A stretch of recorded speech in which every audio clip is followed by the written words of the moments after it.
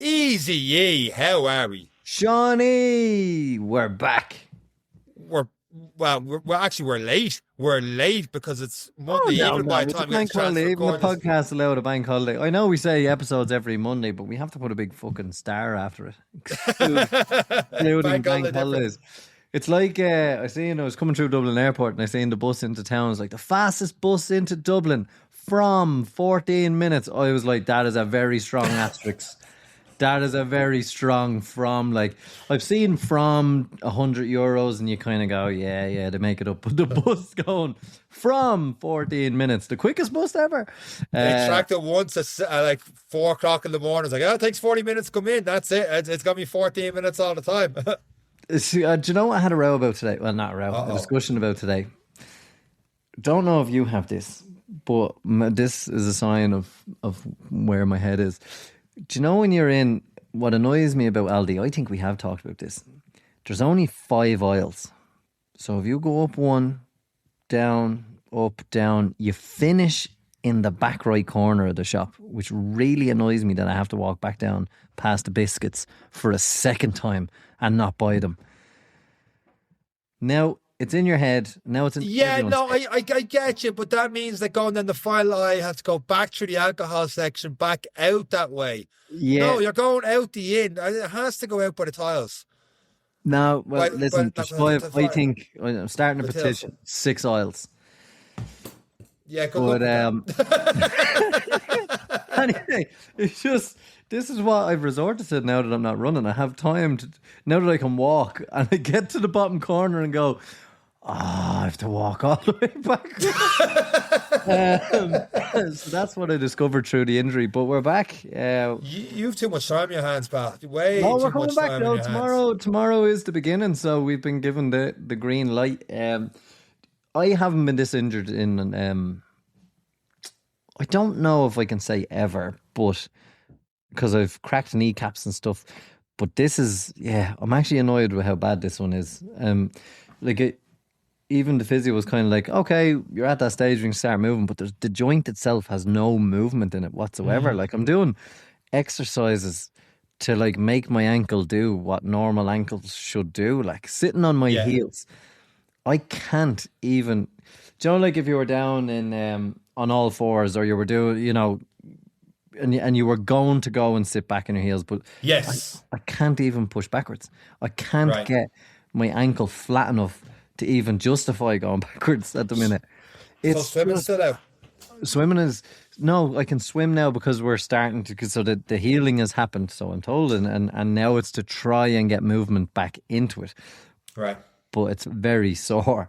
So is swimming out maybe with a couple of lengths of letting the kick or whatever. So that's back on. Cycling's back on.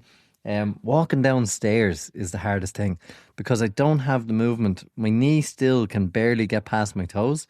Right. Um, so when you're coming downstairs, you really need your knee to go a little bit further than your toes.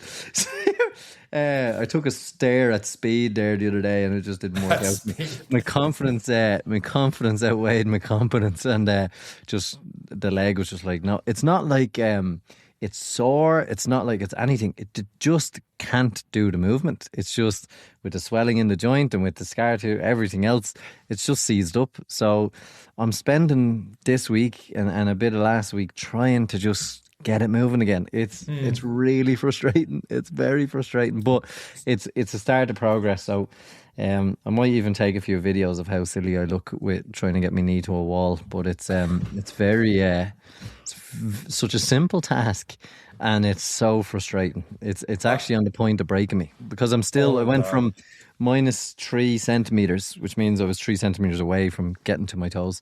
I'm down to -1.5 now after eight Okay. weeks. So it's progress, but it's still so frustrating. Um, so yeah, that's where we're at now. And like I just spend the whole day sitting down trying calf raises, and that's sore. Like trying to lift my Yeah. left foot just as I sit. And it like reaches a limit. It's real hard to describe. Do you know when you're doing a bench press and you go for that last rep and you push and you get about 2 inches up and you're like, nope. Not today. That's what it's like when I try and lift my heel. It gets the first inch, it rises up and it's like, yeah, loads. And then it's just like nothing. that it just can't go any higher. It's like, oh my God. It's real. Like when you see it, the photo from the back, and I'm like trying and trying, but like the right foot is like way up, like I'm in stilettos, and the other one is like just dangling an inch off the ground. It's like, oh my God. So Well, that's where we're at now. you better get back on your feet soon, man, because people are actually gunning to replace you in the podcast. I I can was take doing it. it. I don't have do this Over the fucking 3 times a week, and it won't be long giving it back to me. Pretty much, yeah, to be sick of listening to the me. But what I mean by that is over the weekend I did it was called Trasna. It's a 5K out in Nice, and it was running along the canal and back, so it took away the kind of traffic issue from it. But an old friend of the podcast was with our Barcelona trip. Jamie Nocton was there, and he saw me. He's like, right, Sean, what we running? I'm like, no, you can head off and do your own thing. I'm going to try and somehow maybe get under 22, but I haven't. Like the last time I went for a 5K race was New Year's with you. And sure, I was in a cripple afterwards, and then we couldn't talk about that because a lot more serious things happened on New Year's Day. You Like, did beat me, you did beat me that day, to be fair to you. You still haven't finished. No, that's my first DNF. Oh, my second Barcelona Marathon. But yeah, that's it. This year you've done 2 races. No, that's a lie. You did Nice as well. You did a nice. I did nice 10 mile, wasn't it? Or was it the half? 10 mile. 10 mile. 10 mile, I think you did. I could be wrong on that, but you definitely already did 10 mile or the half at the start of March, a couple of weeks before the Barcelona Marathon. But yeah, Jamie told me he's going to be by my side then for the whole 5K. I'm like, oh, here we go. If I know Jamie, he definitely abandoned you after about a kilometre. 2 kilometers he abandoned me. Ah, and I had to tell him to go.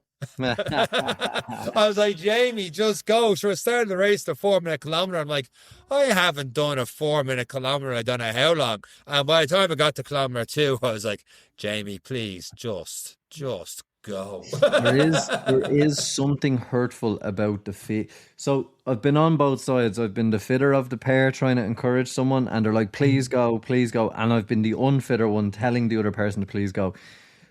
It's not that you don't want to help, you actually do, but it's the feeling of holding someone back is actually more distracting than the feeling of suffering on your own. I just find it actually makes you more tired because you're conscious of the other person being held back, and you're like, please just go. And they're like, no, we'll do this together. And you're like, oh, you're actually making this worse. And it's not because I dislike running with them or whatever. It's like, you have potential, go. Now, it's very different if you say, listen, I'm using this as a recovery race.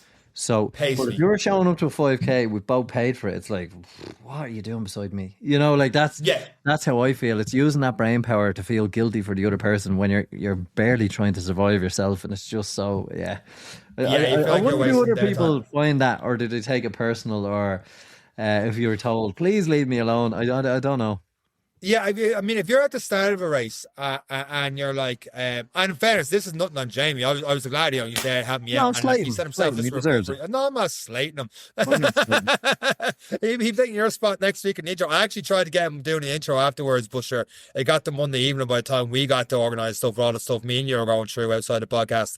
So, but I was like, look, 2K in, I was like, you could do more. I know you could do more. And I like him in a heap. And then he caught up to someone and they were talking. I was like, right, I'm just going to slow down here. But if you're with someone before a race, you're like, look, I'm going to suffer here. You're doing recovery. Can you get me to X time? But realistically, to me, it didn't matter if I got 22 minutes, 23 minutes. I wanted to go as fast as I could. But like to kind of test without jeopardizing it, without getting into stuff like that and see if I could do it. Because like I said, back in New Year's, I did that. I had around 22-minute 5K, and then that afternoon my back went, and my back went again doing intervals 2 weeks after Barcelona Marathon. So it's kind of like, if I get through this, all right, because I'm doing a lot of easy runs, only once a week, a bit of that quality session that people call. It was like, see how I get on. Long story short, 4:15 because I was with Jamie, then 3 4:30s, and then I had a bit. I was arguing with myself at the end. I'm tired, not tired, and then the last 300 meters, seen the finish line, I was able to push on. I got around another 4:15 or so. So there's more there, but I'm mentally does not. Does that make sense? Because I haven't really suffered. But I'd say for yourself, there's as you said, a lot going on. You don't necessarily want to goose yourself either, and not be able to walk, and like there's there is a limit that you can go to when you're holding back. Do you know what I mean? Yeah. Like, you, I always find like we were in the cadet school when we were getting trained, you get beasted, but you knew it was like, right, it's not just going to be the 10 minutes. He's like, right, get to the top of that hill, it's all over. It's like, no, it's not. No. There's 10 more hills. And like, because of that, I've always just kind of gone, we'll look busy, but we'll keep a little bit in the tank here. But I find from that as well, with the 5K, I always find 2.7K. It's like, it's that point similar to what you described out of VO2 max. It's really okay, and then it's just not okay, and that's the point that it really gets me. But I find with holding yourself back a little bit, especially if you're like carrying something or you have something else to do, you're never gonna. If you're not confident and you haven't done the training. So you're not arriving to that start line confident. It's very hard to go, yeah, this is going to be sub 22 or sub 21. Yeah. It's. I think that happens to people on race days though, that they don't. So like, I'm a fan of the easy running. I think more people should be doing easy running and slower and the 80% and all that. But I do think that, like we talked before about this intervals in training, that you do need to be pushed and know what it's like to be there before it's on race day. But getting that balance right, doing that enough and not too much and not getting injured, like you and like when you're doing marathon training as well, because the volume and stuff, that's the fine line where me and you always say go get a coach, because it's like, do you see that meme that keeps popping up now on ChatGPT? Like someone will be crippled and like, yeah, no, it wasn't a good idea to do 400 meters by 16. You're right. And the person's crippled on the ground and stuff like that. And I think that's the difference between someone getting a coach and even just training yourself. Like, I am all right to do this, and you force yourself. And you got another dig at AI coaching. Yeah. You're doing great. Are you stuck for work, Sean? Is it strength and conditioning work drying up? Man, you know me, I'm going to need as much money as I get in a couple of weeks, because this upcoming week we've got the All Ireland. Well, I tell you what, you're not allowed AI search anything to do with babies. Well, that's what I was getting to. What I was getting to. No, don't be a Google doctor now. That's it. You're only allowed to ask people over the age of 60 for advice and old wives' tales. Well, we're getting into a preview where I kind of made a mistake in that as we talk about this episode of the podcast. But right before I do, the Backyard Ultra, the All Ireland's on this week, and the better half likes to remind me of how she crewed. Why aren't you doing that? Why am I doing it? What's wrong with you? I'm getting to that. I'm crewing in around 3 weeks' time or so, or maybe 4 weeks, or maybe 2 weeks from my better half when she's due. I am fucked.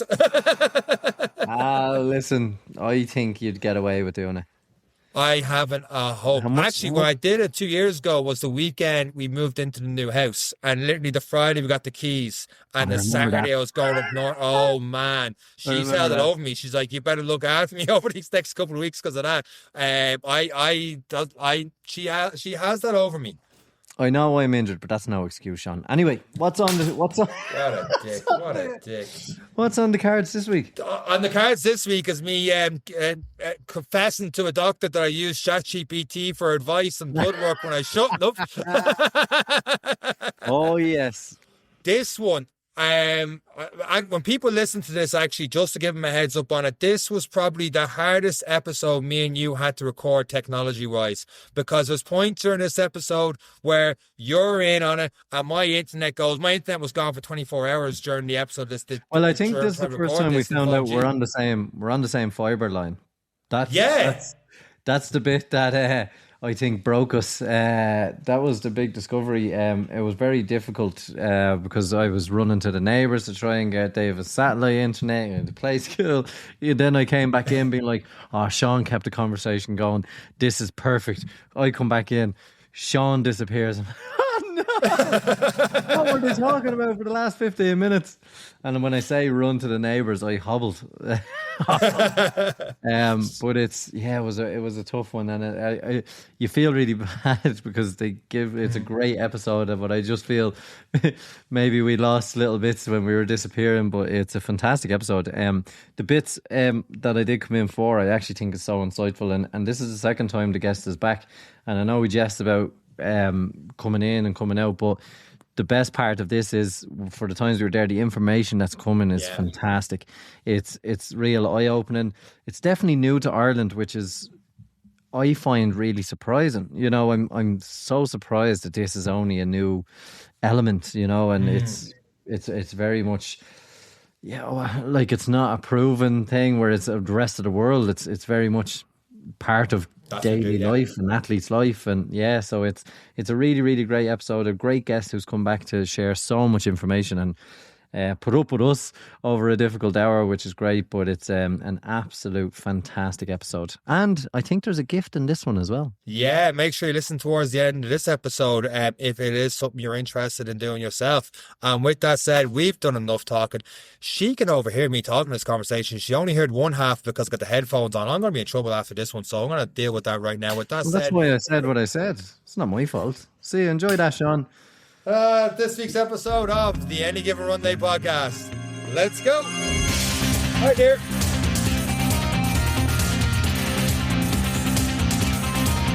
Our next guest on the Any Given Run Day podcast is a GP with a Master's in Sports and Exercise Medicine, as well as the Lifestyle Medicine Lead at UPMC Sports Surgery Clinic in Swords. Dr. Aisling Farrell, welcome back to the Any Given Run Day podcast. How are you getting on? Hi guys, thank you so much for having me back on again. It's an absolute pleasure to be here. You've been busy since we last met you, Aisling. You've gone from strength to strength, and you've taken on a few recent challenges. I have. I've been really lucky over the last couple of years. Things have gone my way for sure in regards to the whole sphere of lifestyle medicine.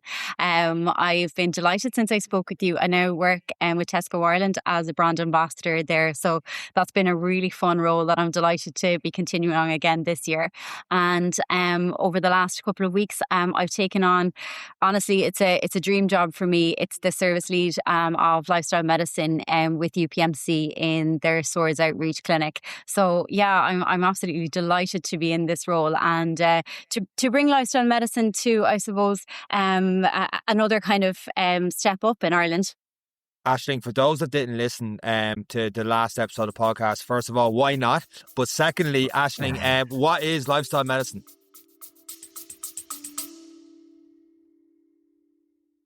Are you struggling with gels? Training for Dublin Marathon? We've got just what you need. Ultra Fuel Speed Dust is a carbohydrate electrolyte powder that gives you 71 grams of carbs per serving, making sure that you're fueled and hydrated for the road ahead. We've helped thousands of runners say goodbye to gels and say hello to their next PB. Made in Ireland, by athletes, for athletes. You bring your best, we'll bring the fuel. Log on to ultrafuel.com now and use code AGR15 to get 15% off your next order. Terms and conditions apply.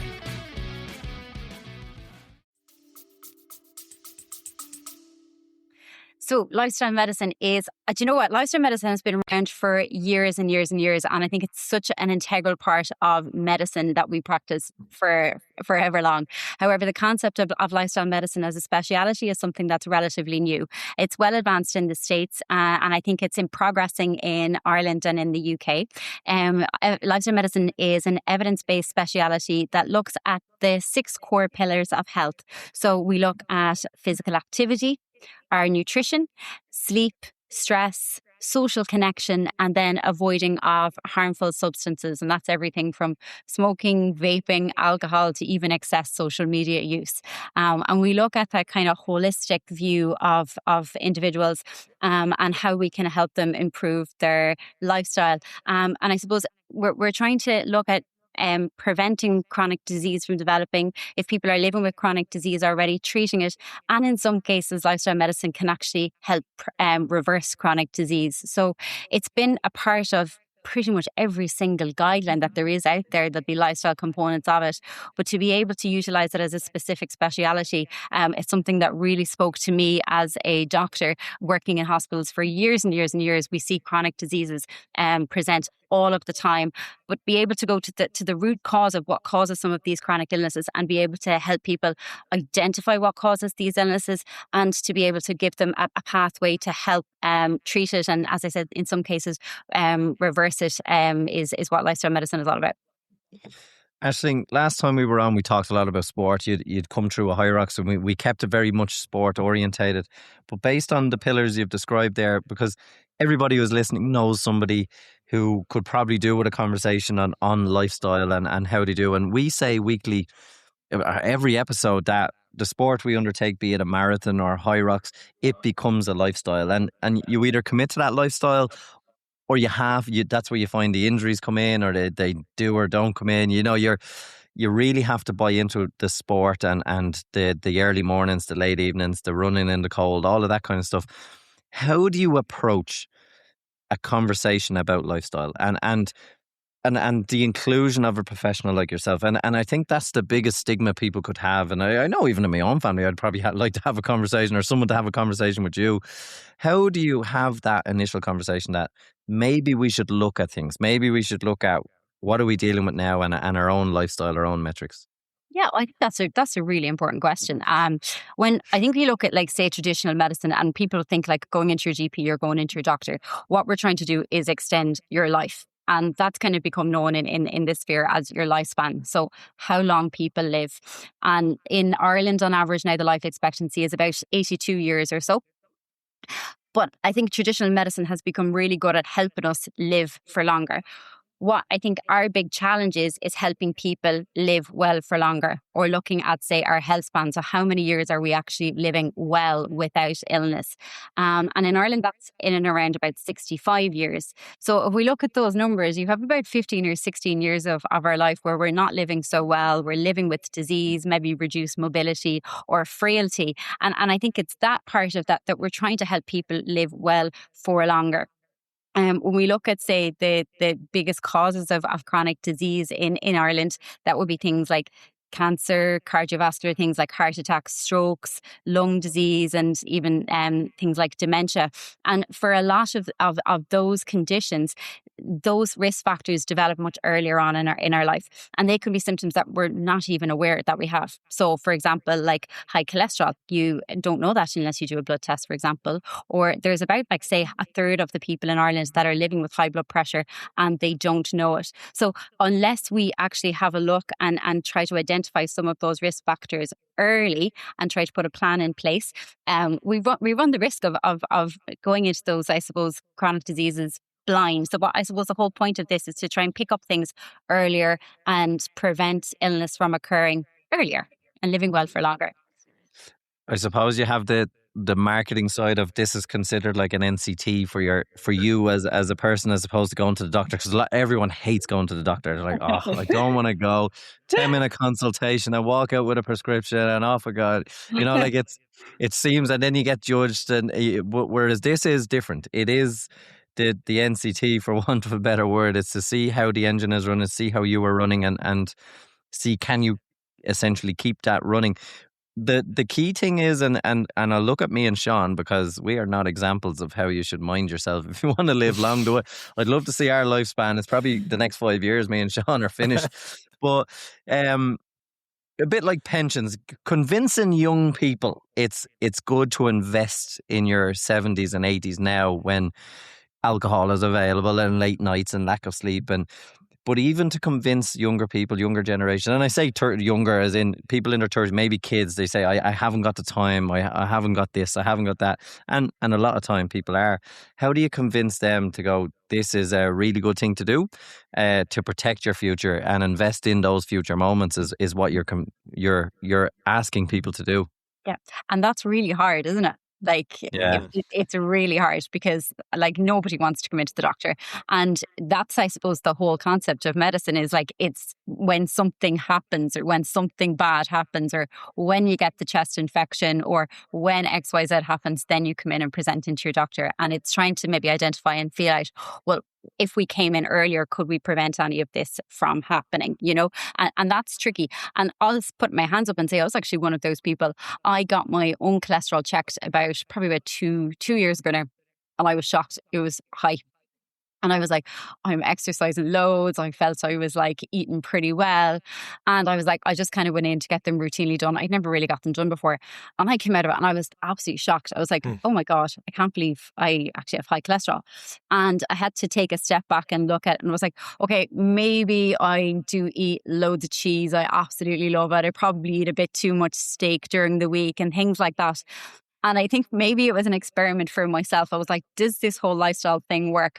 And I became really kind of, I suppose, strict in myself, being like, okay, let's really nail down on this diet here. And I went back 6 months later, got my cholesterol levels checked again, and it's been normal since then. But if I hadn't picked that up at the time, I think I would have ended up cruising along, being like, this is grand. There's nothing to worry about. I'm young, I'm female, I'm grand. And I think we often do that a lot of the time. Say like you come in and like, I'm getting, it's just a chest infection that I get once a year, and then it's twice a year, and then it's 3 times a year. And I maybe don't think about, but sometimes I'll go out vaping at the weekend or that kind of stuff. And it's maybe sometimes going in and having a sit down and have a chat with somebody and having a look at that whole, lifestyle, like those different factors that affect your lifestyle, and seeing, could this be impacting on it? And that's tricky to get people to have a look at. And that, but I think that's why it's raising awareness and doing podcasts like this and speaking publicly about that as younger people, and not being afraid to say, look, I actually didn't think there was nothing going on. These are why these health checks are important. And raising awareness, I think it's a good thing to do.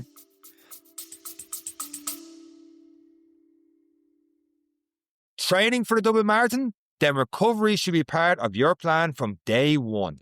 We're all really good at getting the miles done, but not always so good at looking after ourselves afterwards. That's why Ultra Pure Sports Recovery Kit is worth checking out. It's packed with 4 recovery essentials, plus a reflective band to help support your training journey. There's a foot soak for a relaxing reset, Epsom salt leave-on gel for targeted post-workout recovery support, Arnica cream for bumps and bruises, which I now have many, and wintergreen heat rub for instant warming support before or after training. So whether you're heading out for a long run or recovering from one, making recovery part of your routine can help keep you moving. Head to ultrapurelabs.ie and check out the Ultra Pure Sports Recovery Kit. Train hard, recover smart, and get ready for Marathon Day. Aisling, I want to go a little bit deeper on that one. Me and Eric always ask long-winded questions, so if I apologise for asking a long-winded question, it's going to go really long. So we have to speak a lot because of the short lifespan. We have to get it all out now. Get it all in. We don't have any podcasts we got left between the two of us. We've got about 2 years left. So I got a blood test done last year. It was actually a couple of weeks after our conversation on the podcast. And it came back, and I'm looking at all these numbers, and I'm like, what does this mean? I see some low, some high, some normal. So I did something that'll probably annoy you, but a lot of people online do. No. Yeah, straight into ChatGPT. I threw it in. Like 3 things. Liver enzymes were high, so it said stop drinking. Early sign of liver dysfunction, it told me. My cholesterol was high. It told me I need to increase fiber. I need to improve my physical activity, which hearing that for someone who does marathon running really hurt. And the third thing, it told me I had low cortisol, and I was like, maybe I'm stressed. That's what it told me. But then I put in, on a recommendation of a friend, I was like, put it all back in and say you're an endurance athlete. And I put it in, and long story short, I was like, you're fine. This is normal. Like muscle micro damage could be the liver enzyme thing. Cholesterol is common in endurance athletes, it told me. And then cortisol could be just adrenal fatigue. You're training too hard. You're doing too much in the gym, Sean. That's pretty much it. My long-winded question to this is there different things you have to look at based on your lifestyle? For example, people on this podcast, endurance athletes, should they be looking out for different things? Or does high cholesterol just mean high cholesterol? You're eating too much cheese, you're eating too much steak, get it sorted. Okay. Do you know what? I'm actually so glad that you brought this up, Sean, because it is so common. Like inevitably on a Monday morning when I go into my GP practice, someone will come in and say, look, I know I probably shouldn't have done this, but I already checked it up on ChatGPT over the weekend. And look, and it's really common, and everybody does it anymore. You know what I mean? I think that's actually a good thing in a sense, because people are getting more and more interested in their health. They're becoming more and more invested in their future health and in like their future aging, and they want to learn more about their health. What my fear is sometimes is using things like social media, using things like ChatGPT, etc., is that sometimes it'll tell us what we want to hear, or sometimes there might be nuances in our health, or sometimes it's just it's false, and we can perhaps be falsely reassured from some of the markers that we do get, or some of the things that we hear back from ChatGPT or one of the others. So I think when it's coming to our health, you know, it's important to get those checked up with the doctor. If someone if you've had blood tests done, it's important to have a sit down with somebody and go through them. I always kind of think about it, you know, if there was something wrong with the car and, you know, those big lights coming on in the car, you probably would ChatGPT it to see what it was, but you'd bring it into the mechanic to have a look at it. So similarly with our health scores. You would think. Sean's still going off that ChatGPT question there about a year ago. The truck is grand. The wheel only fell off once. There can be a lot of false information out there. There can be a lot of misleading information out there. So I do think when we're coming in that we do get our results checked in with your doctor or your healthcare professional. You touched there a little bit on, say, cardiovascular measurements like the cholesterol. And I think that's really important that we look at. When we're looking at, you touched on, say, cardiovascular measurements, and I think that's an important one to talk about. Cholesterol or living with high cholesterol is really common in Ireland. We love our Irish food. We've got really good Irish beef. We've got really good Irish dairy. And there is also an inherent risk that we do have an increased risk of cardiovascular disease in Ireland. When we look at, say, our cholesterol levels, we're not just looking at, say, those levels when we're talking about our cardiovascular health. We're looking at our past medical history. So, for example, your own history, your family history, whether you're a smoker, non-smoker, ex-smoker, how much exercise you do, for example, what your stress levels are like are really important here too. Then when we look at, say, some of your measurements, like what are your blood pressure like, your heart rate, like your heart rate variability, for example, then we might do a test of your abdominal circumference to check that. We would also then look at, say, the actual blood test. So, for example, your total cholesterol is probably the number that we all think about when we look at our cholesterol. But when we look at your panel, we're breaking that down into a couple of different areas. So say your HDL, that's your healthy cholesterol, for example. And we need that for our brain membranes and for our brain function. And that's really important that we have a nice, good, healthy levels of HDL cholesterol. LDL cholesterols and triglycerides, though, those are the types of cholesterols that are more associated, I suppose, with our building up of deposits on artery walls and leading to things like heart attacks and strokes. We also then would look at some other measurements in the UPMC clinic outside of the routine screening. So that would be things like our ApoB and also things like the lipoprotein A. And the lipoprotein A, I suppose, is largely a genetic risk factor for cardiovascular disease. So I think it's an important one that we check. And so when we look at, say, our total cholesterol levels and say our heart disease is grand, we've got normal total cholesterol levels, it's one measurement out of a whole entire series of investigations and checkups that we would do within a medical consultation that we don't get with ChatGPT. So that would, I suppose, be my answer to that we need a whole holistic view of our heart health. I hear so many people talking about this as blasé as anything, but I also see a taboo about people not wanting to talk about it, and that's the use of the weight loss medications like the Ozempics, Mounjaro. People will also have the fear in telling their coaches that they're on them, and you know, they don't want to tell neighbors, family that they've taken a step to kind of reduce their weight because they've reached that limit. How does that factor into lifestyle medicine? And how do we, because what can happen when people go taboo on things, they do things on the sly or on the side, and they don't seek help or guidance on this kind of stuff. How does this fit into lifestyle medicine? Because it's very, very prominent now, and all the jokes that are going around, anyone loses weight, everyone says it. How does that factor in? I think that's a really, I suppose, important question and a really topical question at the moment as well. It's not just, I think, going into coaches. A lot of patients even will be reluctant to tell their GPs that they have used other resources to access weight loss medications.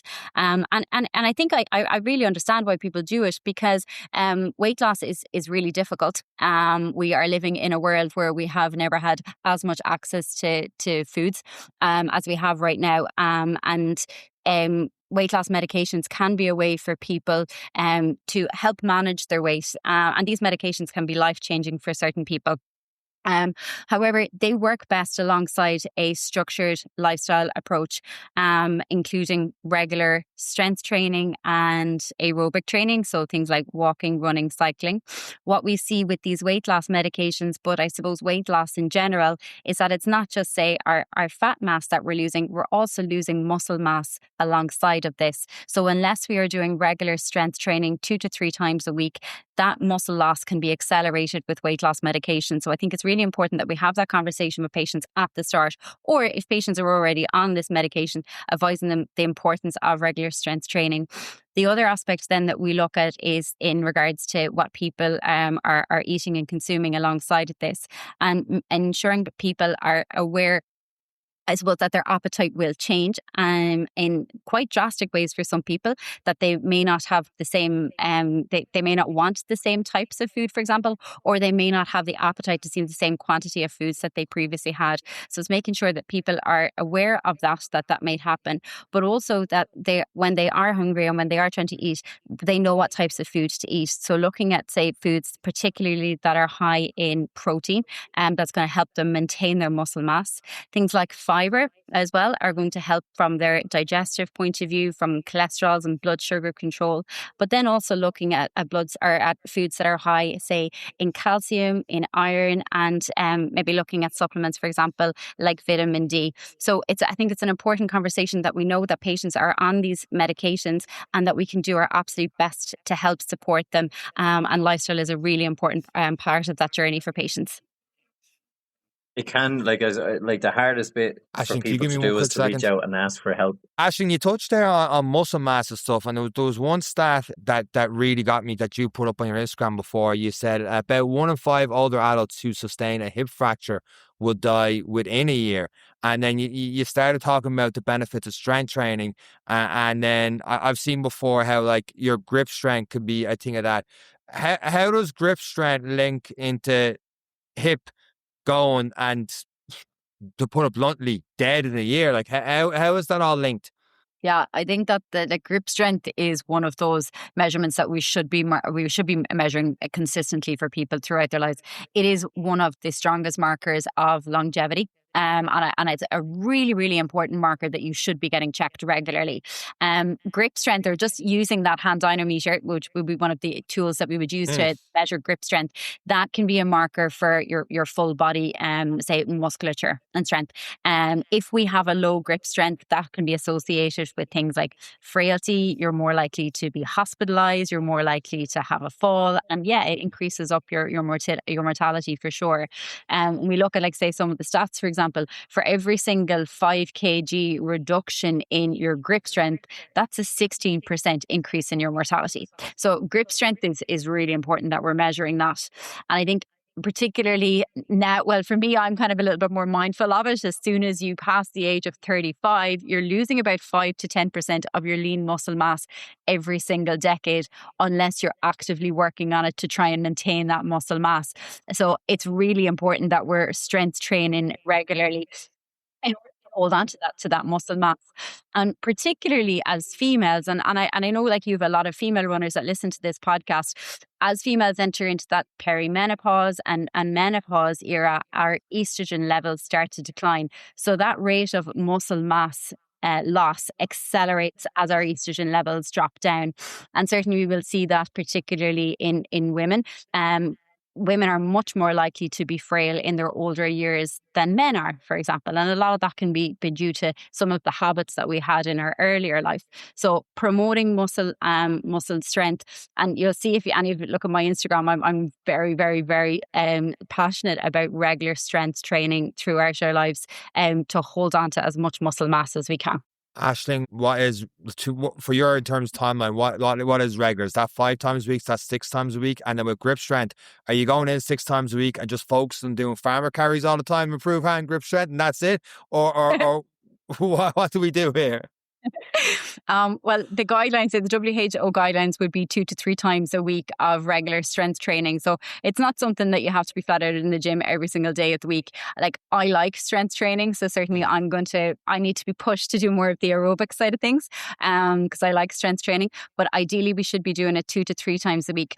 I also think one of the important facts about, say, strength training that came out in the American College of Sports Medicine guidelines earlier this year is in regards to, like, say, what type of strength training, because you'll see this particularly on social media. You have to be doing this exact type of strength training in this particular pattern in order to see any results. And what their guidance showed, which was, I think, really beneficial for a lot of people to see, was like, we don't need to be hitting the gym, and it doesn't have to be like, say, dumbbell strength-based training consistently. If we are using, say, even regular body weight exercises, we're using bands, it could be going out and, say, gardening. As long as we are putting force under our muscles and doing this consistently and doing this regularly, we will see benefit from it.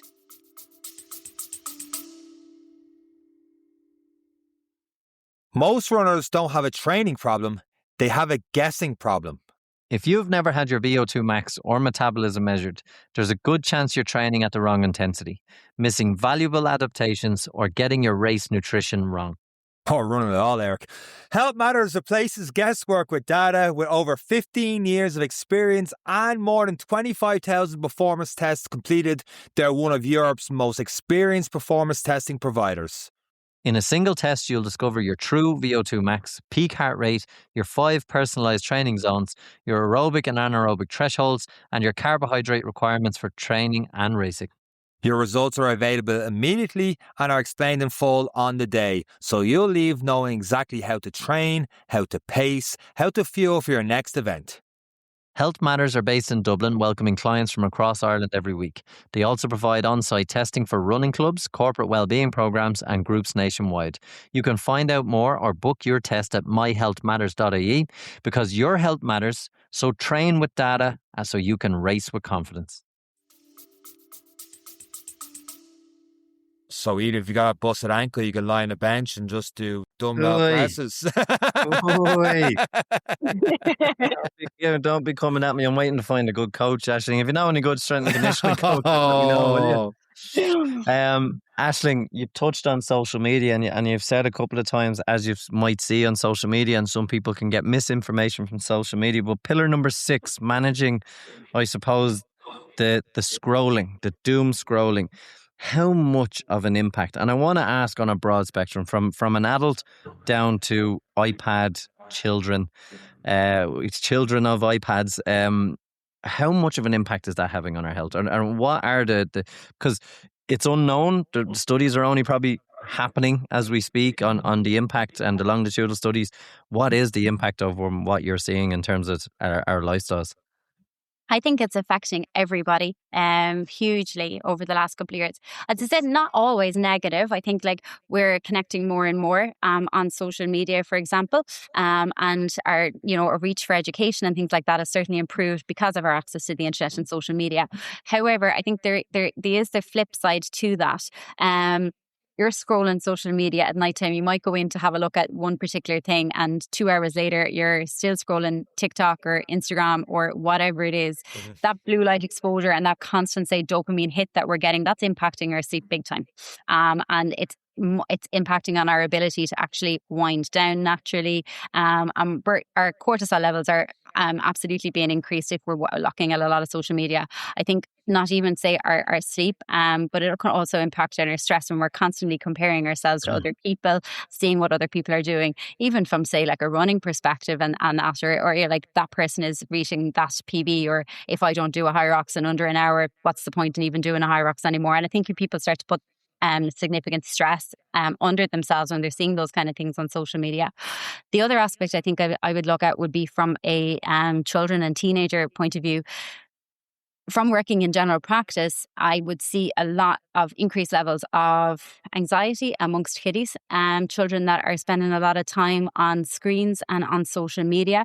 And I think it is making children and teenagers much more anxious than even, say, my generation, who, you came home from school, you might have the phone, you might have that Nokia 3210 and the Snake game, and that was pretty much about it that we had. Yep. Whereas versus now, you can access and you have contact all of the time. And I think that is certainly having an impact on children's mental health for sure.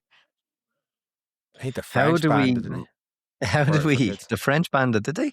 for kids, didn't they? The under 16s, I think this week for social media, they banned it. So there must be Australia have some done studies. something similar as well. Yeah, I I think French the first European country. Could be wrong on that now. As you both said it. Well, actually, when we look at ourselves as adults, because as you said, we try to, it's the pressure. Try have a podcast on a struggling ankle and not be running. It's we do feel it. We do compare. Let's be fair, We do scroll. I find myself. It's like I'll mention decathlon. I go in for a water bottle and I come out with a tent, a kayak, and a new tennis set. Like it.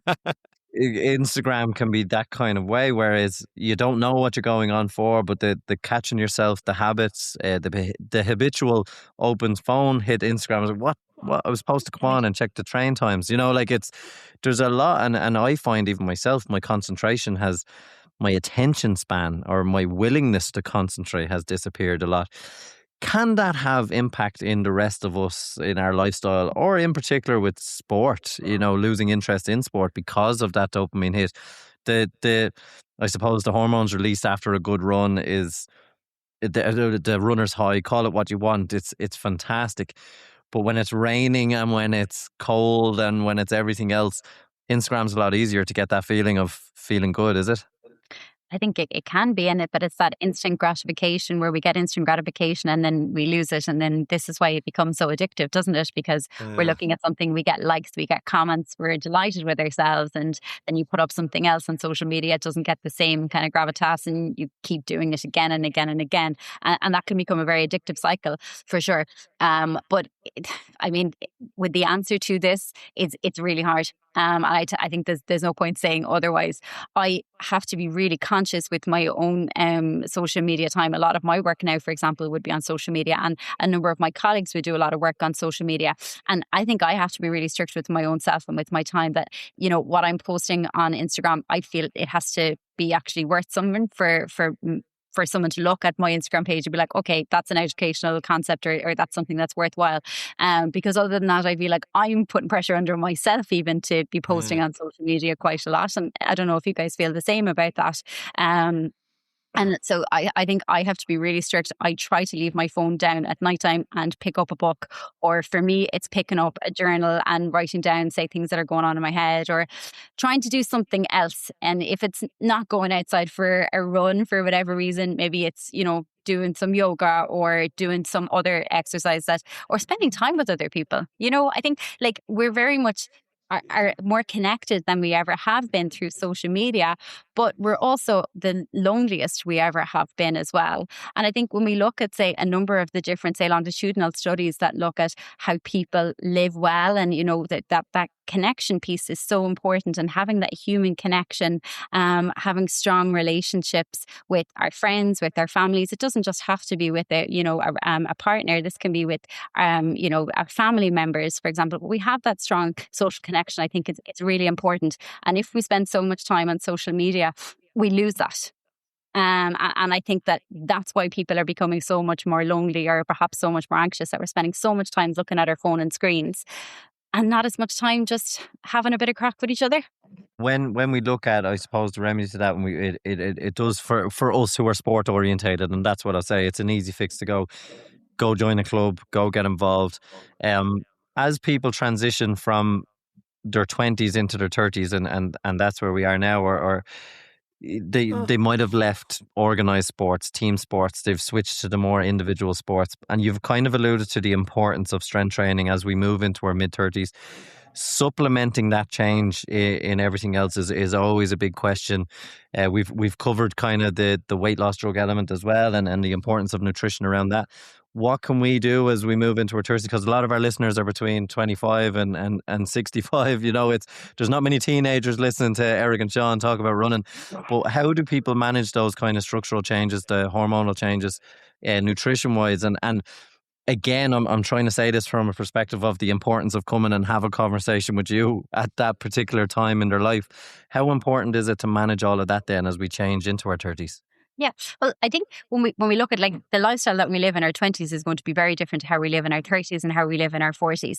And it's adapting to those changes. We're going to have different commitments in regards to, say, our work, for example, relationships, where we live, all of those things are potentially going to be very different to how they were in our 20s. And I think it's taking stock and be like, what are my goals for the next, year, the next 5 years ahead? And what are my commitments and what are, I suppose, the barriers that I have with my life now that I may not have had in my 20s. I think when I'm looking at, say, from a longevity point of view, it would be saying strength training is a non-negotiable for me. When we're looking at exercise, strength training is a non-negotiable.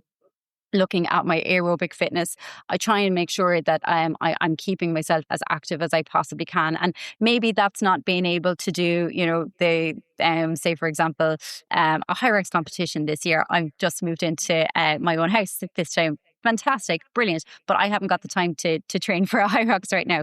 But this is exactly what I mean. It's looking at your own personal circumstances, what's going on in your life right now and what's going to be feasible for you. Trying to make sure that exercise stays a priority with your strength training and with doing some form of aerobic activity, I think is really important.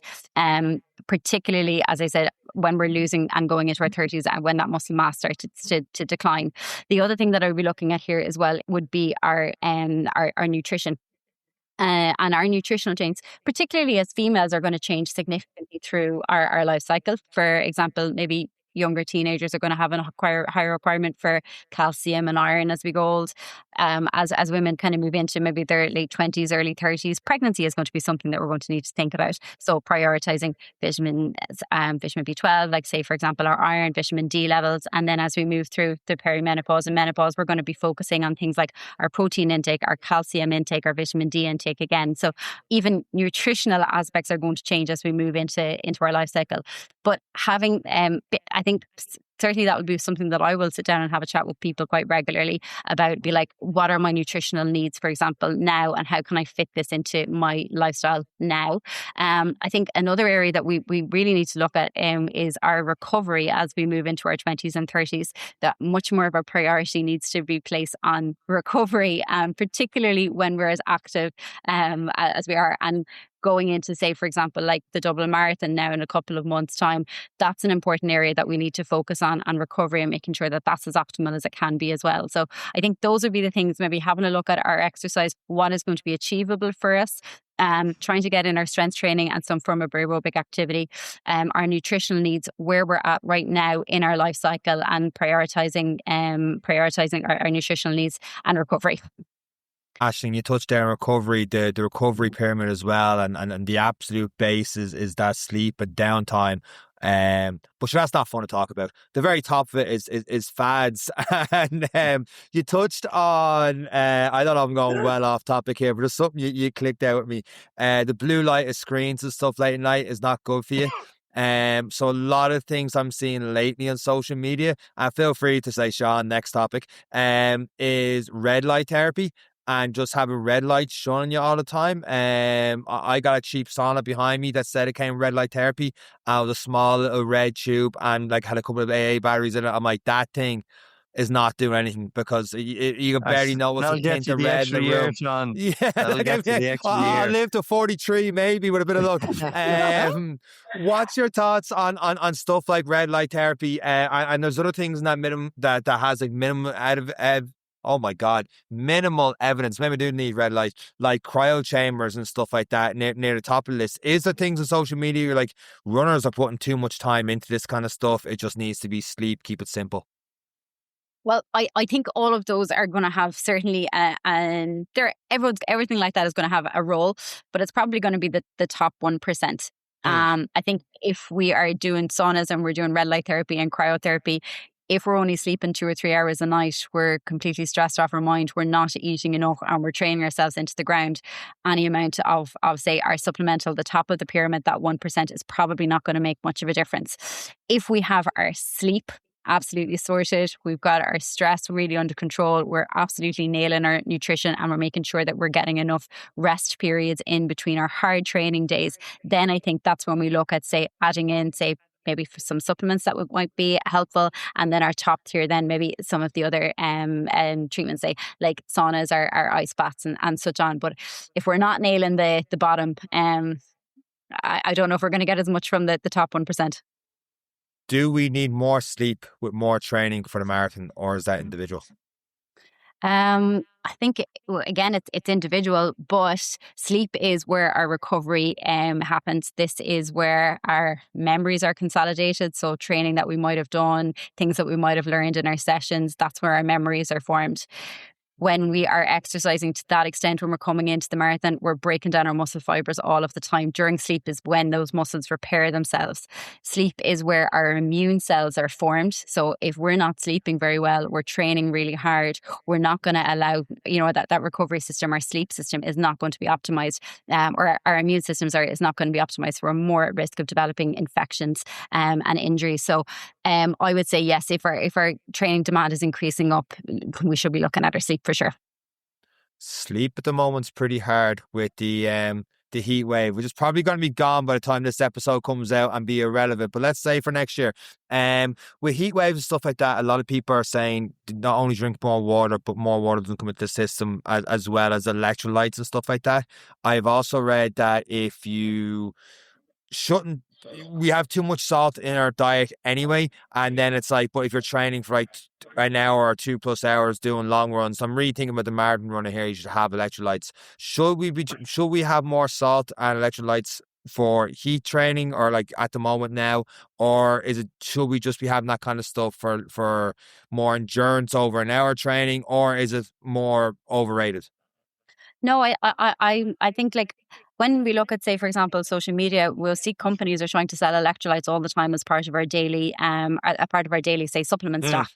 And that's a real bugbear to me, to be honest with you. I think for just training normally, there's no need to be taking electrolytes every single day. However, if we're training in very hot weather, if we're sweating quite excessively, or for example, very long endurance runs like that, absolutely, electrolytes are really important in those circumstances. So if you're out training in the hot weather like it is in the minute, I think electrolytes are absolutely appropriate here. But for the normal day-to-day in wintertime, going out and doing, a 5K, I don't think there would be any indication for taking electrolytes at that point. Two last things on supplements. One, I'm always baffled by this. I even had a question this recently in the gym. Was a girl told me, she's like, I think more women are supposed to take creatine. I'm like, oh wow, I'm surprised you're only telling me this now, because there's like a long-term member that said this to me. Can you talk about the benefits of creatine, especially for women? And the other thing that I'm starting to see pop up more on social media that I don't know enough about, I don't know if I want to know, is peptides. What is the story with, why is that? Maybe I'm on the wrong feed here. I need to refresh the whole thing, but why does that keep popping up? Yeah, perfect. Like supplements, I think like anything, they're supplemental to having a well-balanced and varied diet. I've been on the podcast before and I'm very much like food first approach. However, supplements have their place. And there are a couple of really well evidenced supplements that I would encourage my patients to look at. Creatine would be one of those.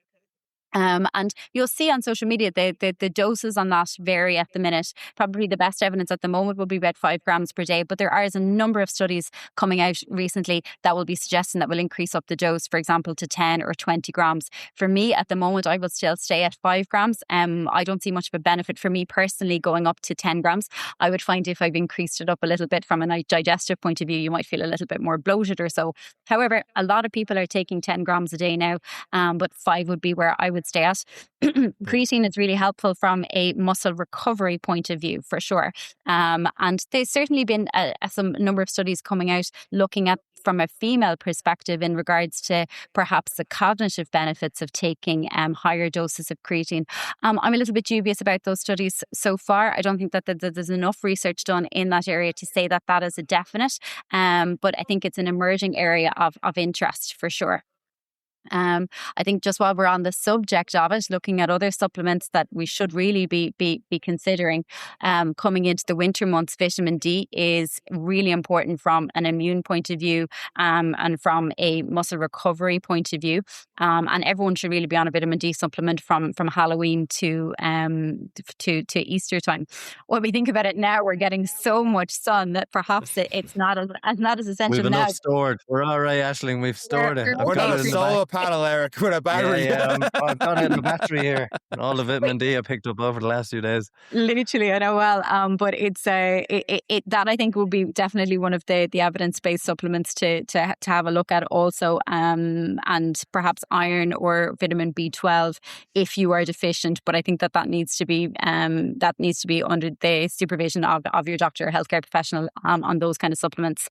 The subject of peptides is something I think that's become really topical in the last number of years, really, but particularly ramped up over in the last couple of months. And peptides are not something new. Peptides are something that have been around for years and years and years. They're a type of amino acid, and a number of medications that we take regularly and safely prescribed are considered peptides. So, for example, insulin that diabetics would take for medication, but also medications like we've talked about earlier, ones like the GLP-1 medications, they're considered peptides. So not all peptides are bad. And as I said, some of them have been around for years. I think where the conversation has turned over the last couple of months is people taking unregulated peptides for longevity and for health benefits that perhaps are not regulated, that have not been proven to be scientifically safe for human consumption, and that we genuinely don't know is there any long-term harms or truly if there's going to be any benefits from them. So peptides and unregulated peptides are something that I would not recommend. Is this a case that people have themselves, through social media, mismanagement of information, have become themselves a study that they don't even know they're a part of because it's so unregulated? Yeah, I think so. And I mean, there's been so many different TV programs and documentaries looking at people who are, trying to live for as long as they possibly can. And you can see some of them, they open up the cupboards and there's just, vials and vials of medications that they're injecting every single day. That scares me. That really scares me. You just don't know what you're injecting in. And so from a peptide point of view, there are definitely really good peptides out there. But certainly we need to be very wary and educate ourselves before you go down that route. Actually, I know you mentioned earlier GLP-1. I want to ask the question again just because we had a bit of an issue in the recording, and I want to make sure the point comes across because it is considered taboo to be talking about weight loss medication, particularly with people who are training. They might be strength training, they might be doing everything, they might be struggling, and all of a sudden we're noticing people losing weight, and it is a great thing. But they might not be too forthcoming to family, friends. They might even be getting a sample on the black market because it might be too expensive. The GLP-1s and the Ozempics, as one of the brand names is most commonly known as, it has been really taboo to talk about in Ireland, but I have heard the joke maybe 2 or 3 times. If I lost a bit of weight for the wedding, he's on that Ozempic, everybody is using the word for weight loss now. How much are you seeing it in practice? How much are patients hiding it? Because they're definitely hiding it from friends and family. And how can you manage that with someone like you who, yes, it says doctor, but you are a good coach. You're a good person to have open discussions with about your whole lifestyle, and this should be considered part of it. And in particular, how does it affect runners and everything else on top of that if they're training? Yeah, I think it's a really topical discussion to have. And weight loss medications have become quite mainstream, I think, over the last 5 years or so, and I think even patients sometimes don't even want to talk to their GP about it, that because they may have sourced them from elsewhere. So opening up that conversation with patients and making it a safe space to discuss that, I think is really important. These medications can be life-changing for people. And I really, truly mean that. I've seen people have just had such fantastic results on medications, such as any of the GLP-1s. But for other people, they don't. For other people, they're not tolerated. for a number of different reasons, or for some people, if they're not medically suitable. A lot of these medications come with some very serious side effects and need to be under medical supervision. A lot of them, we spoke just about the peptide story there. A lot of people are unfortunately getting these medications from unsolicited websites or getting them from friends or family. And when they're not being monitored and not being looked after by a healthcare professional, they can run into some really serious and sometimes fatal side effects from the medication. So I think it's really important to make sure that when you are taking medications like this, it is from a healthcare professional, that you are being monitored, and to not be afraid to talk to your doctor about your medications that you're being on. I think one of the biggest concerns I have when I see patients going on medications like this is sometimes it can be real rapid weight loss. And it's not just, say, for example, fat mass that we're trying to lose, but also people can lose a significant amount of muscle mass. And we talked quite a lot about muscle mass on this podcast so far, and how important that is for our health now, but also our long-term health. And if we are losing muscle mass that quickly, that can have detrimental effects from our bone mineral density point of view. So it's important that we have that conversation with people that, you may lose weight, but it may not just be fat mass, it may be muscle mass also. So having that conversation that we need to be doing regular strength training in order to hold on to as much muscle mass as we possibly can. And also from our heart health point of view, that we're encouraging people to still incorporate regular aerobic exercise, like our running, walking, dancing, swimming, that we're helping our heart health, our lung health, but also holding on to our muscle mass. Secondly, I think the other area that we look at is our nutrition. A lot of people may not be aware when they go on their medications like this that their appetite that they had previously may be completely different once they start on the medication. Their appetite may significantly drop. The other thing that might happen is people's I suppose their tastes or people's cravings can change completely as well, and foods that they once loved, they don't want anymore. So having that conversation with people as well is like, what types of foods do we need to be prioritizing? When we're looking at for example, what we spoke about earlier, people lose muscle mass. We want to ensure that people are getting adequate amounts of protein in their diet when they're on medications like this, but also that we're getting a healthy amount of carbohydrates and healthy fats. So looking kind of like at whole grains, so brown bread, brown rice, brown pasta, but also things like healthy fats, extra virgin olive oil, avocados, nuts, seeds. Also focusing a good bit here on our calcium intake as well, because we're again trying to hold on to our healthy bones. So the lifestyle conversation is really important for people when they are going on GLP-1 medications, and having that frank and open discussion with them at the start is important. For runners and particularly for people who are doing a lot of exercise, I think, having the muscle mass concern is huge for me. If people are doing this at a healthy weight and they're starting on a medication like this to lose more weight, I think that's where I get particularly worried, because you can run into a huge amount of difficulties, side effects, and it also may not work, and you may be putting yourself under a huge financial and physical stress for something that may not work and may give you significant side effects. And as well, the scales isn't the best metric when we talk about muscle mass, fat loss, weight loss. I think people become fascinated with that one. One of the ones that people talk about, a lot of people do marathons to lose weight. And a lot of people say, and it's been given, that you shouldn't lose weight during a marathon if you're training correctly. I personally, and this is why I'd love your opinion on it, I think there's a happy medium there. I think if you are slightly overweight, I think naturally you may lose weight as you maybe check your eating. You're eating proper food, you're taking in the right amount of proteins. You may see some fat loss and while maintaining muscle gain. But in a marathon, generally, when we try and manage, and people are wondering what they should do over the next 14 weeks or so to Dublin, weight loss shouldn't necessarily be one of your main goals. No, I don't think so. I completely agree with you that, we shouldn't be trying to lose weight during this period of time. You may a small amount of weight loss, but particularly when we're going into an endurance event such as a marathon, weight loss shouldn't be our biggest goal here. We need to fuel our bodies appropriately with a nice, healthy, balanced diet plenty of carbs in here, plenty of healthy fats and protein is really important, because we want to hold on to that muscle mass. If we are under fueling going into our training sessions, if we're not having a nice amount of carbs and proteins before and after our training sessions, what we're going to do is we're going to potentially lose weight. We're going to increase our risk of developing infections, and also significantly increase our risk of developing injuries, like, for example, stress fractures or so, and have a much longer recovery time afterwards if we're not fueling appropriately.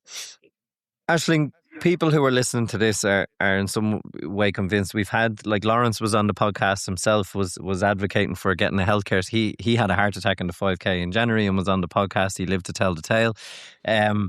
We have had people then, like, we look at other health screenings, or people who are listening to this and going, do you know what, there's some areas in my life I'd love some advice on. I've changed job, I've got children, I'm trying to train, and I just want some lifestyle advice. Can people come to you for both? Is one matched to the other? And if people are looking to monitor their health or their lifestyle, is that a possibility? And what does that look like for people if they're reaching out to you for help? Yeah. I'd be absolutely delighted to see more people take a proactive approach to their health. And I think preventative medicine is really the way forward. In UPMC, we offer two options, really. Patients can come in and see me directly in my lifestyle medicine clinic. If they've had previous blood tests or investigations or anything like that, they're welcome to bring them with them. What I do with my patients is we do a full questionnaire before they even come in and sit down, and we look at a complete kind of 360 of the person, what their nutrition is like, their physical activity is like, all of those different areas of lifestyle medicine we've discussed. Most importantly, what their goals are, and what their goals are in the short term, but also in the longer term. Once we have that in, I will have a look at that before the patient even sits in. We'll then have a look at any previous investigations that we may have had, and then set out a plan together, looking at their personal circumstances, maybe their family history, for example, any medications that they may be on, and any, I suppose, barriers that are in the way for them to achieve their goals. And we work together, putting a plan in place for them in the different areas of lifestyle medicine. And I will generally see patients back after about 3 months' time to see how they're getting on. The other option then for patients is, if they've never had any blood tests done before, that this is completely from scratch, people can avail of our full health screening service. And this is a really fantastic service. Patients can come in, they meet with our nurses and our doctors in the team. They will have a full cardiac assessment done. So that will be the blood test that we spoke about earlier, including things like their resting heart rate, their blood pressure, their abdominal circumference. We'll have some breathing tests organised. People can have their functional assessments done as well. So the other option, if patients have never had any kind of investigations done, they can also avail of the full health screening service. Patients can come in, they meet with the doctors and nurse. They'll have a full health screening assessment from their history, their physical examination, and their full blood panel, including their cardiac and hormonal panels. Patients can also avail of functional testing, like their VO2 max testing, their grip strength testing. And we also offer, which I think is really cool, is the bod pod. So the bod pod looks at your whole body composition, including fat mass, the lean muscle mass, and I think that's a really cool addition to health screening as well.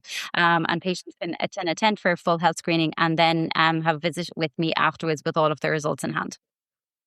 And you do have a little gift, Aisling, for any of the listeners here today. I think you got approval for it.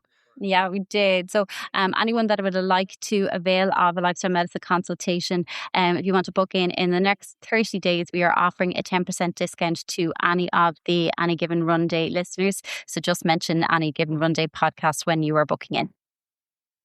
It's absolutely brilliant. It's so good. And honestly, Aisling, there could be episode number 3. I feel like we've only really scratched the surface once again, but the information and the knowledge you bring is absolutely fantastic. We know you have to run. We can't take any more of your time. We'll have all the information that you can get about how to contact Aisling and the team for your screenings, and also the discount details there as a reminder for everyone. But it's been absolutely fantastic having you on again, Aisling. We wish you all the best in the future endeavours. I might send Sean out to do a testing with you just to gawk at his results, see if he can make it past 45. But it's been absolutely amazing having you on, and we look forward to seeing what you do in the future. Guys, it was a pleasure being on this evening. Thank you again so much for your time. I'll talk to you soon. And that's it for this week's episode of the Any And Given that's Run Day podcast. it for this week. And that is it for this week's episode of the Any Given Run Day podcast. I'm blasting through this one, guys. I'm back on from myself, Aisling, and Eric. Take care. I am suing my internet provider. Your face is so frozen. I thought you were.